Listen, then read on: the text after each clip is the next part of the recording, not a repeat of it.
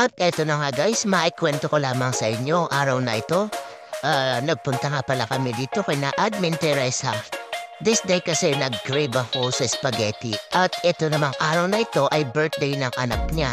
Kaya nagkayayaan kami pumunta sa kanila. Ang layo ng biyahe, 2 hours yata inabot namin biyahe. Pagbaba namin dito tapos ito na yung dinaanan namin. Sobrang suhal, sobrang gubat. Ang hirap, ang putik pa, tapos ang layo. Tapos share ko lang sa inyo nagchat ako kay Admin Teresa. Sabi ko papunta kami, maghanda siya, magluto siya. Hindi pala naniwalaan luha. Pagpunta namin dun, wala kaming nadat ng pagkain, pa-easy-easy lang siya. Hindi niya daw akalain na talagang pupunta kami. Eh di ang nangyari, pagdating namin dun, gutom na gutom kami.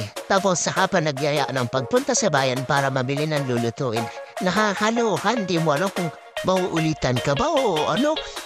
Babalik ka pa ba o hindi na? Ang grabe ang layo ng pinunta namin para lang sa spaghetti tapos wala kami dinatnan. Tingnan niyo naman yung puti ko. Nakakaloka ka talaga, Admin. Sa susunod na babalik kami dyan, magdadala na lang kami ng sariling pagkain para naman pagdating namin may kakainin na kami. Nakakaloka ka? Panoorin niyo to, beso. Sobrang layo. Ang putik. Kahit tawa lang kami dyan sa daan. Grabe yung pagod namin bago kami nakarating. Tapos anong oras na kami nakauwi? 8:00 na yata ng gabi. Dumaan kami dyan ng dilim. Nakakatakot tas ang putik, umuulan pa. Grabe yung nangyari sa amin nung araw na yun. Makatikim lang na spaghetti.